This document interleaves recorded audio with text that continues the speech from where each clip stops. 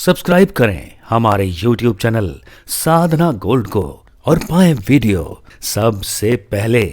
और हाँ, bell icon दबाना ना भूलें। कि एक बार एक बुद्धिमान आदमी समुद्र के किनारे टहल रहा था। वो कहानी लिखने का काम करता था, तो समुद्र के किनारे जाकर बैठता था और जो भी उसे दिमाग में कोई नया विचार आता था उसको वो कहानी के माध्यम से लिखा करता था। लेकिन जब भी वो कहानी के माध्यम से लिखता था तो उसे पहले समुद्र के किनारे टहला करता था।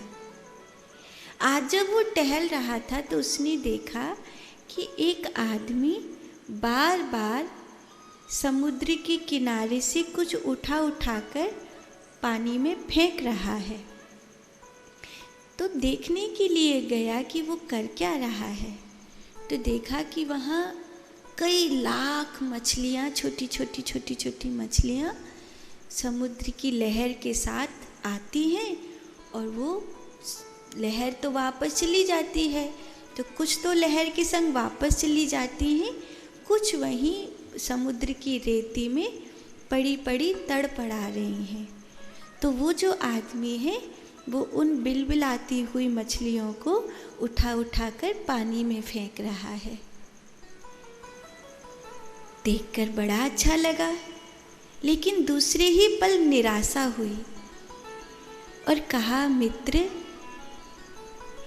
कितनी मछलियों को फेंक दोगे तुम?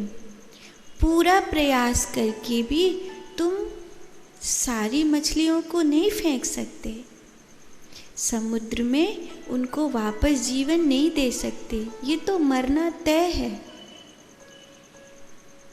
उस आदमी ने मुस्कुराते हुए कहा, रुकिए, और फिर उठकर एक मछली को वापस समुद्र में फेंका और कहा, देखिए, मैं इन सब का भाग्य नहीं बदल सकता, लेकिन किसी एक का तो मैंने भाग्य बदल दिया कि उसे वापस मैंने पानी में भेजकर उसका जीवन बचा दिया।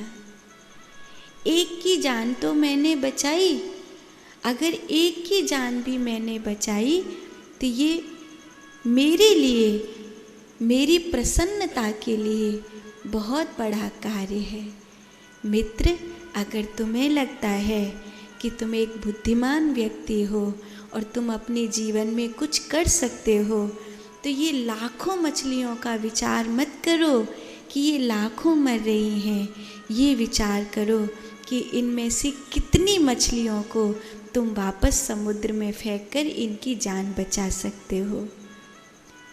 वह बुद्धिमान व्यक्ति अपनी कागज कलम फेंककर लग गया मछलियों को जीवन देने में। कहते हैं, सुबह से शाम तक मैंने उन मछलियों को बचाया।